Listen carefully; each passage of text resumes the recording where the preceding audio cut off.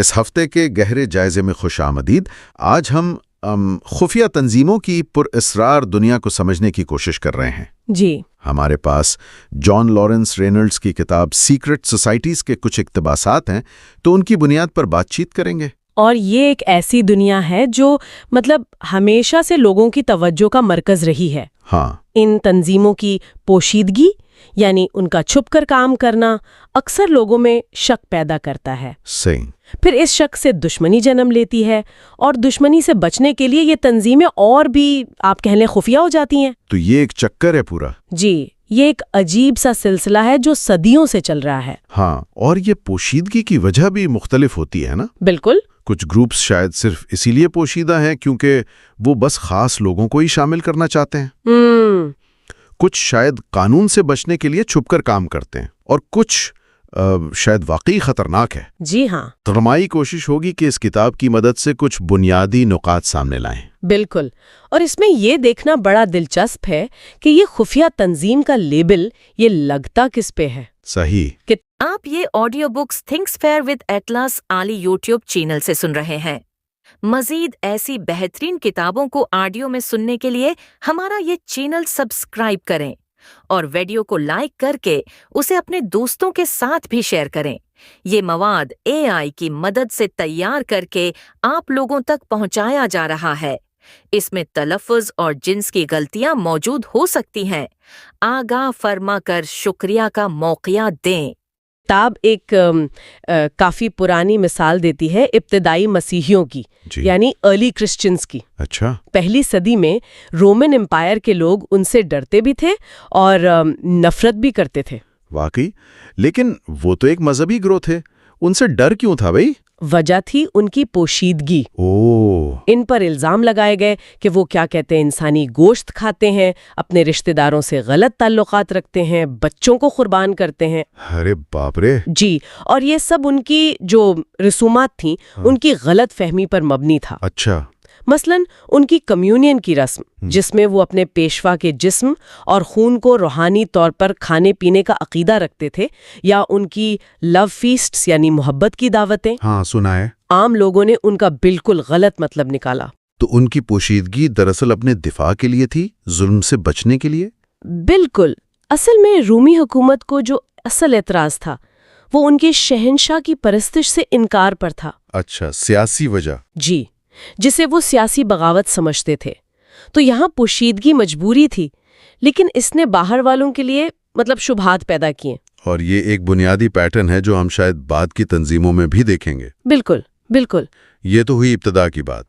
وقت کے ساتھ ان تنظیموں کی شکلیں بھی بدلی ہوں گی؟ ہاں، کتاب کے مطابق قدیم دور میں یہ گروپس زیادہ تر فلسفیانہ یا مذہبی قسم کے تھے۔ پھر آہستہ آہستہ سیاست شامل ہوئی۔ 18ویں صدی تک آپ دیکھیں تو 2 بڑی قسمیں نظر آتی ہیں۔ کون کون سی؟ ایک طرف تو وہ بھائی چارے والی یعنی فرینڈلی تنظیمیں تھیں، جن میں کچھ پرانی رسومات باقی تھیں، جیسے فری میسنز وغیرہ۔ ٹھیک۔ اور دوسری طرف مجرمانہ گروہ بن گئے جو پوشیدگی کو جرم کے لیے استعمال کرتے تھے، یعنی پوشیدگی کا مقصد بدلتا گیا۔ صحیح، کبھی خاص رکنیت کے لیے، کبھی قانون سے بچنے کے لیے، اور دونوں صورتوں میں باہر والوں میں شک پیدا ہوا۔ بالکل۔ چلیں اب ایک ایسی تنظیم کی طرف چلتے ہیں جس کا نام ہی خوف کی علامت بن گیا تھا، حشاشین یا اساسنز۔ ان کا ذکر تو بہت ہوتا ہے۔ جی ہاں، اساسنز کا آغاز 7ویں صدی کے شیعہ سنی اختلاف سے جڑا ہے۔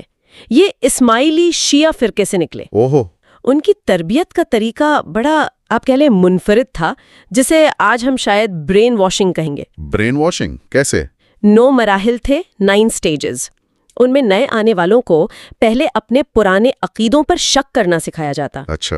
پھر انہیں اپنے لیڈرز کی خاص طاقت، ان کی اتھارٹی کا یقین دلایا جاتا، اور آخر میں انہیں بتایا جاتا کہ تمام مذہب اور قانون یہ سب بے معنی ہیں، اصل چیز لیڈر کا حکم ہے بغیر کسی سوال کے۔ اور ان کا وہ مشہور قول بھی تھا، کچھ بھی حقیقت نہیں، ہر شے کی اجازت ہے۔ جی بالکل۔ یہ تو بڑی خطرناک سوچ ہے۔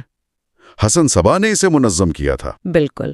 حسن صبا ایک بہت قابل لیکن بہت بے رحم لیڈر تھا۔ اس نے قلعہ الموت کو اپنا مرکز بنایا۔ ہاں، الموت کا قلعہ؟ جی، اور مارکو پولو نے لکھا ہے کہ اس نے وہاں ایک جنت کا نقلی باغ بھی بنایا ہوا تھا۔ اچھا، وہ کیوں؟ نوجوانوں کو نشے حشیش کا ذکر ملتا ہے کتابوں میں، اور اس باغ کی سیر کا لالچ دے کر فدائی حملہ بنایا جاتا تھا۔ او خدایا! ان کی دہشت کی وجہ ان کے سلیپر سیلز بھی تھے، مطلب قاتل برسوں تک عام زندگی گزارتے تھے، پھر حکم ملنے پر قتل کرتے، اور پکڑے جانے پر خاموشی سے سزا قبول کر لیتے، جیسے وہ کونراڈ آف مونٹ فیراٹ کے قاتلوں نے کیا تھا۔ ہاں، وہ قصہ سنا ہے، اور وہ بھی کہ لیڈر کے اشارے پر فدائی قلعے سے کود جاتا تھے اپنی وفاداری ثابت کرنے کے لیے۔ جی، یہ مکمل ذہنی کنٹرول کی مثال ہے۔ تو ان کا انجام کیا ہوا؟ یہ کب تک چلے؟ منگولوں نے ان کا خاتمہ کیا۔ ہلاکو خان نے الموت فتح کیا۔ بیچ میں ایک لیڈر نے سنیت قبول کی تھی، لیکن پھر وہ واپس اسماعیلی عقیدے کی طرف لوٹ گئے۔ اچھا، وہ بات کی تنظیموں میں بھی نظر آتی ہیں۔ جی، کتاب القاعدہ جیسی تنظیموں سے موازنہ کرتی ہے، اگرچہ دونوں کے مذہبی نظریات بہت مختلف ہیں، ایک اسماعیلی شیعہ تھے، دوسرے سنی، لیکن وہ ٹیکٹکس وہ ملتی جلتی ہیں۔ یہ تو واقعی دہشت کی ایک لمبی تاریخ ہے۔ اچھا، بات ہے نائٹس ٹیمپلر کی طرف۔ یہ بھی صلیبی جنگوں سے وابستہ تھے، لیکن ان کی شہرت شروع میں بہت اچھی تھی۔ ہاں بالکل، شروع میں ان کا مقصد مسیحی زائرین کی حفاظت کرنا تھا جو یروشلم جا رہے تھے۔ ٹھیک۔ وہ بہادری، پرہیزگاری، پاک دامنی اور غریبی کی قسم کھاتے تھے۔ ان کی سفید پوشاک پر وہ سرخ صلیب کا نشان ان کی پہچان تھی۔ اور پوپ نے بھی انہیں خاص اختیارات دیے تھے۔ جی، انہیں پاپائی نگرانی سے ایک طرح سے آزادی مل گئی تھی۔ لیکن پھر کیا ہوا؟ اکثر ان کا ذکر دولت اور کرپشن کے حوالے سے آتا ہے۔ یہی ہوا، وقت کے ساتھ وہ اپنے اصل مقصد سے ہٹ گئے اور دولت جمع کرنے میں لگ گئے۔ وہ یورپ کے آپ کہہ لیں پہلے بینکرز میں سے بن گئے۔ اچھا، بینکرز؟ جی، وہ لوگوں کا پیسہ محفوظ رکھتے تھے، قرض دیتے تھے، اور پھر ان پر الزامات لگنے شروع ہوئے۔ کیسے الزامات؟ جیسے اسیسن سے خراج لینا، یا مصر کے سلطان کے بیٹے کو پیسوں کے بدلے اس کے دشمنوں کے حوالے کرنا جبکہ وہ مسیحی ہونے والا تھا۔ ان کی عیاشی کے قصے عام ہو گئے۔ یعنی ٹیمپلر کی طرح پینا محاورہ بن گیا۔ جی ہاں، اور جرمنی میں تو قہبہ خانوں کو ٹیمپل ہاؤس کہا جانے لگا، یہاں تک کہ وہ دوسری نائٹس تنظیم ہاسپٹلیئرز ان سے بھی لڑ پڑے۔ اوہو، تو ان کا انجام بھی برا ہوا۔ فرانس کے بادشاہ فلپ لیبیل، جو ان کا مقروض بھی تھا، اور پوپ کلیمنٹ V نے مل کر ان پر کفر، توہین مذہب اور دوسرے سنگین الزامات لگائے۔ اور پھر ان کے آخری گرینڈ ماسٹر ژاک ڈے مولے کو 1314 میں پیرس میں زندہ جلا دیا گیا۔ اوہ، اور ان کے خزانے کا کیا ہوا؟ وہ افواہیں تو آج تک ہیں۔ جی، وہ افواہیں آج تک قائم ہیں کہ ان کا خزانہ کہیں چھپایا گیا، جیسے اوک آئلینڈ میں، لیکن ملا کچھ نہیں۔ اور یہ بھی کہ بعد میں فری میسنز نے ان سے اپنا رشتہ چھوڑا۔ ہاں، یہ دلچسپ بات ہے۔ 18ویں صدی میں فری میسنز کے اندر یہ خیال پیدا ہوا کہ وہ ٹیمپلرز کے روحانی وارث ہیں۔ لیکن کیا اس کا کوئی ثبوت ہے؟ تاریخی طور پر اس کا ثبوت بہت کمزور ہے، لیکن اس دعوے نے فری میسنز کو مزید پراسرار بنا دیا۔ فری میسنز تو شاید سب سے مشہور خفیہ تنظیم ہے۔ جارج واشنگٹن، چرچل، بہت سے نامور لوگ اس کے ممبر تھے۔ ان کی اصل کیا ہے؟ ان کی شروعات 17ویں صدی میں انگلینڈ کے معماروں یعنی سٹون میسنز ان کی گلڈ سے ہوئی۔ اچھا، جو قلعے اور گرجا گھر بناتے تھے۔ جی، اور وہ اپنے ہنر کے راز محفوظ رکھتے تھے۔ پھر 1717 میں لندن میں گرینڈ لاج قائم ہوئی، اور آہستہ آہستہ یہ ایک بھائی چارے کی قدر مذہبی قسم کی تنظیم بن گئی، جس میں غیر معمار بھی شامل ہونے لگے۔ لیکن ان پر ہمیشہ یہ سازشی نظریات کیوں بنتے رہے؟ ایلومیناٹی سے تعلق، ڈالر کے نوٹ پر نشانیاں، یہ سب کیا ہے؟ وجہ پھر وہی ہے، پوشیدگی، ان کی رسومات، ان کے درجے، ڈگریز، ان کی علامتیں جیسے وہ کمپاس اور سکوائر، یہ سب باہر والوں کے لیے پراسرار ہیں۔ اور ایلومیناٹی؟ ایلومیناٹی ایک الگ اور بہت مختصر عرصے چلنے والی جرمن تنظیم تھی جو اقلیت پسندی پر زور دیتی تھی، لیکن میسنز پر اس سے جڑے ہونے کا الزام لگتا رہا ہے۔ اور ڈالر کے نوٹ والی کہانی؟ اس کو بھی میسنز مسترد کرتے ہیں۔ ان کی رسومات میں آنکھ پر پٹی باندھنا، سینے پر کمپاس چبھونا، یہ سب علامتی چیزیں ہیں، لیکن باہر سے دیکھنے والے کو عجیب لگتی ہیں۔ انگریزی لفظ ہوڈ ونک یعنی دھوکہ دینا وہ بھی شاید یہیں سے نکلا ہے۔ جی کہا جاتا ہے۔ اور حال ہی میں وہ ایک حادثہ بھی ہوا تھا ان کی انیشیشن میں۔ ہاں، وہ بڑا افسوسناک واقعہ تھا لانگ آئیلینڈ میں، جہاں ایک انیشیشن کی رسم کے دوران ایک بزرگ ممبر نے غلطی سے اصلی گولی چلا دی اور ایک نیا ممبر ہلاک ہو گیا۔ اس نے ان کی پوشیدگی اور رسومات پر تنقید کو اور ہوا دی۔ تو میسنز کی حد تک کتاب کا کیا نتیجہ ہے؟ زیادہ تر دھواں ہے، آگ کم، مطلب ایک بھائی چارے کی تنظیم جس کی پوشیدگی نے اسے حد سے زیادہ پر اسرار بنا دیا ہے۔ جی، رینلز کی کتاب کا رجحان یہی لگتا ہے۔ وہ انہیں خطرناک نہیں سمجھتی، لیکن کہتی ہے کہ ان کی پوشیدگی شبہات پیدا کرتی ہے۔ ٹھیک ہے، اب اگر ہم بالکل ہی الگ قسم کی خفیہ تنظیم کی بات کریں تو پرائیوری آف سائون کا ذکر آتا ہے۔ یہ تو دا ونچی کوڈ کی وجہ سے بہت مشہور ہوئی۔ ہاں بالکل، وہ کہانی کہ مریم مگدلینی دراصل حضرت عیسیٰ کی بیوی تھیں۔ ان کی نسل فرانس میں چلتی رہی اور یہ پرائیوری آف سائون نامی تنظیم اس نسل کی حفاظت کرتی ہے۔ اور ہولی کریل کوئی پیالہ نہیں بلکہ یہ خون کی لکیر یعنی بلڈ لائن ہے۔ جی، اس افسانے کا مرکز فادر سونیئر نام کا ایک پادری ہے، جس نے 1885 میں رینز لے شیٹو کے گاؤں میں پرانی چرچ کی مرمت کے دوران کچھ راز دریافت کیے اور پھر وہ راتوں رات امیر ہو گیا۔ اور اس نے ایک بڑا سا گھر بنایا، ولا بیتھینیا۔ جی، لیکن کیا یہ سچ ہے؟ کتاب اس بارے میں کیا کہتی ہے؟ کتاب اسے بالکل جھوٹ قرار دیتی ہے۔ اچھا۔ اصل کہانی پیئر پلنٹار نام کے ایک شخص کی ہے جو 1956 میں سامنے آیا اور اس نے دعویٰ کیا کہ وہ میروونجین نسل سے ہے اور اس قدیم پرائیوری آف سائون کا گرینڈ ماسٹر ہے۔ اس نے اس کے ثبوت کے طور پر جعلی دستاویزات فرانس کی نیشنل لائبریری میں رکھوا دیں۔ تو یہ سب بناوٹ تھی۔ سونیئر کی دولت کا راز کیا تھا پھر؟ وہ کیسے امیر ہوا؟ تحقیق سے پتا چلا کہ سونیئر کی دولت کا راز میل آرڈر ماسز بیچنا تھا۔ میل آرڈر ماسز وہ کیا ہوتا ہے؟ لوگ اسے خط لکھ کر پیسے بھیجتے تھے کہ ان کے لیے دعا کرے یا ان کے نام کی ماس پڑھیں، اور اس نے اس سے بہت پیسہ بنایا۔ اچھا، تو چرچ کو بلیک میل کرنے والی بات غلط تھی؟ بالکل غلط۔ پلانٹارڈ کے اپنے ساتھی نے بعد میں اقرار کیا کہ دستاویزات جعلی تھیں، پبلسٹی کے لیے بنائی گئی تھیں۔ اور پلانٹارڈ نے خود بھی مانا؟ جی، 1993 میں پلانٹارڈ نے عدالت میں قسم کھا کر کہا کہ یہ سب کہانی جھوٹی ہے۔ یہ ایک زبردست مثال ہے کہ کس طرح ایک افسانہ حقیقت کا روپ دھار سکتا ہے، خاص کر جب پاپولر کلچر جیسے ناولز وغیرہ اسے اچھالیں۔ یہ تو بڑے دھوکے کی کہانی ہے واقعی۔ اچھا، ایک اور گروپ جس کا ذکر اکثر ہوتا ہے خاص طور پر امریکہ کے حوالے سے، وہ ہے اسکل اینڈ بونز، ییل یونیورسٹی کی سوسائٹی۔ ہاں، اسکل اینڈ بونز ییل یونیورسٹی کی ایک بہت ہی آپ کہیں ایکسکلوزیو سینئر سوسائٹی ہے، 1832 میں بنی۔ اور بہت کم لوگ ممبر بنتے ہیں؟ جی، ہر سال صرف 15 سینئرز کو چنا جاتا ہے۔ وہ بہت زیادہ پوشیدگی رکھتے ہیں، اپنی سوسائٹی کو دی آرڈر کہتے ہیں۔ ان کا مرکز دی ٹوم کہلاتا ہے۔ جی، اور ان کی انیشیشن کی رسومات بھی بڑی عجیب و غریب بتائی جاتی ہیں، جیسے تابوت میں لیٹ کر اپنی جنسی زندگی کے بارے میں بتانا۔ ہیں؟ جی، اس طرح کی باتیں ہیں، اور کئی قدیم اور طاقتور امریکی خاندان جیسے ٹافٹ، راکفیلر، بش اس سے وابستہ رہے ہیں۔ اور اس پر بھی سازشیں نظریات ہیں، CIA سے تعلق، نازیوں سے روابط۔ بالکل۔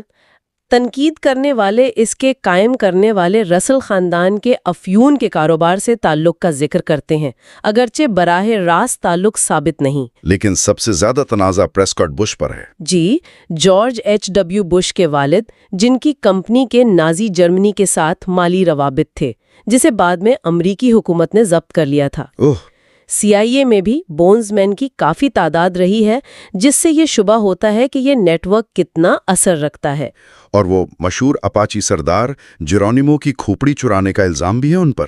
جی، یہ الزام بھی لگتا ہے۔ لیکن کیا یہ واقعی امریکہ کو کنٹرول کرتے ہیں، یا یہ بھی ایک بڑھا چڑھا کر پیش کی گئی تھیوری ہے؟ 2004 کے الیکشن میں تو دونوں امیدوار بش اور کیری بونز مین تھے۔ یہی سوال کتاب بھی اٹھاتی ہے۔ کیا یہ اس بات کی علامت ہے کہ یہ گروپ کتنا طاقتور ہے، یا اس بات کی کہ اب اس کی اہمیت صرف نام کی رہ گئی ہے؟ اس کا جواب واضح نہیں ہے۔ یہ ایک ایلیٹ نیٹ ورک ضرور ہے، لیکن کیا یہ ایک خفیہ حکومت ہے؟ یہ کہنا بہت مشکل ہے۔ تو ہم نے کچھ تاریخی مثالیں دیکھیں، جیسے اسیسنز، ٹیمپلرز، ایک بھائی چارے کی تنظیم جو سازشوں کا شکار ہوئی جیسے میسنز، ایک مکمل دھوکہ جیسے پرائری آف سیون، اور ایک جدید ایلیٹ نیٹ ورک جیسے اسکل اینڈ بونز۔ ان سب میں کیا چیز مشترک ہے؟ لوگ ان سے اتنا متاثر کیوں ہوتے ہیں؟ شاید یہ انسانی فطرت ہے کہ وہ پوشیدہ چیزوں کی طرف کھنچتی ہے، راز میں ایک کشش ہوتی ہے، ہاں، اور شاید یہ تسلی بھی ملتی ہے کہ دنیا میں جو کچھ ہو رہا ہے اس کے پیچھے کوئی منصوبہ ہے، کوئی کنٹرول کر رہا ہے، چاہے وہ کنٹرول برا ہی کیوں نہ ہو۔ بے یقینی سے زیادہ ایک پوشیدہ پلان کا خیال کچھ لوگوں کو زیادہ قابل قبول لگتا ہے۔ اور میڈیا، فلمیں، کتابیں، یہ سب اسے مزید ہوا دیتے ہیں۔ پہلے صرف مافیا پر فلمیں بنتی تھی، اب تو ہر طرح کی تنظیمیں، ٹیمپلرز، ایلیمیناٹی، سب پر بن رہی ہیں۔ بالکل، لیکن یہاں تنقیدی سوچ یعنی کریٹیکل تھنکنگ بہت ضروری ہے۔ صحیح۔ دا وینسی کوڈ نے پرائری آف سائیون کو مشہور کیا، لیکن وہ فکشن تھا۔ ہاں، اسی طرح protocols of the elders of Zion, وہ ایک جعلی دستاویز تھی جو یہودیوں کے خلاف نفرت پھیلانے کے لیے بنائی گئی تھی، لیکن اسے ہٹلر جیسے لوگوں نے سچ مان کر استعمال کیا۔ یہ بہت خطرناک بات ہے۔ جی، تو اصل خطرہ کہاں ہے؟ کیا یہ سب خیالی پلاؤ ہے یا کچھ تنظیمیں واقعی نقصان دہ ہو سکتی ہیں؟ ہم نے مجرمانہ گروہوں جیسے مافیا، ٹرائیڈز، یاکوزا کا زیادہ ذکر نہیں کیا، لیکن وہ تو ظاہر خطرناک ہیں۔ ان کے علاوہ کچھ گروہ واقعی خطرناک ثابت ہوئے ہیں، جیسے order of the solar temple, جنہوں نے اجتماعی خودکشی یا قتل عام کیا۔ اوہ، لیکن اکثر لوگ ایلومیناٹی جیسی تنظیموں کے پیچھے پڑے رہتے ہیں جو کب کی ختم ہو چکی ہیں۔ کتاب اشارہ کرتی ہے کہ شاید ہمیں ان گروہوں پر زیادہ توجہ دینی چاہیے جو کھلم کھلا کام کرتے ہیں لیکن ان کا اثر پوشیدہ ہے۔ مثلاً عالمی کنٹرول کا الزام لگتا ہے، ہاں، سنا اس کے بارے میں۔ یا پھر نیشنل سیکیورٹی کونسل NSC جیسے سرکاری ادارے جو غیر منتخب ہیں، مطلب ان الیکٹڈ، لیکن خارجہ پالیسی پر بہت گہرا اثر رکھتے ہیں۔ اچھا، یہ بھی ایک طرح کی پوشیدہ طاقت ہے۔ جی، یا پھر اسکل اینڈ بونز جیسے نیٹ ورکس، جن کا اثر کیمپس کے بعد بھی قائم رہتا ہے۔ تو اصل سوال یہ ہے کہ پوشیدگی کی کون سی شکل زیادہ پر اثر ہے؟ وہ جو نمایاں ہے لیکن جھوٹی ہے، یا وہ جو نظر نہیں آتی لیکن حقیقی ہے؟ یہی بنیادی سوال ہے۔ اسیسنز کی دہشت گردی حقیقی تھی، مافیا کا جرم حقیقی ہے، صحیح۔ لیکن پرائری آف سائیون ایک افسانہ تھا۔ فری میسنز کی پوشیدگی نے انہیں ان کی حقیقت سے بڑا بنا دیا۔ ہر خفیہ تنظیم کو ایک ہی لاٹھی سے نہیں ہانکا جا سکتا۔ تو اس پوری گفتگو کا خلاصہ کیا ہے؟ ہم نے دیکھا کہ خفیہ تنظیموں کی دنیا میں حقیقت اور افسانے بری طرح سے ملے ہوئے ہیں۔ جی بالکل، اور شاید سب سے بڑا سبق یہ ہے کہ ہر دعوے کو پرکھنا ضروری ہے۔ تنقیدی سوچ۔ جی، تنقیدی سوچ۔ پوشیدگی ہمیشہ شک پیدا کرتی ہے، لیکن ہر شک صحیح نہیں ہوتا۔ کبھی کبھی خوف حقیقت سے بڑا ہوتا ہے، اور کبھی کبھی حقیقی خطرہ ہماری نظروں سے اوجھل رہتا ہے۔ واقعی، شاید آخری سوال یہ ہے کہ کیا انسان ہمیشہ راز اور سازش کی کہانیوں میں پناہ ڈھونڈتا رہے گا، یا ہم حقیقت اور افسانے میں تمیز کرنا سیکھ لیں گے؟ یہ ایک بڑا سوال ہے۔ اس پر سوچتے رہیے۔ اگلے جائزے تک کے لیے اجازت دیجیے۔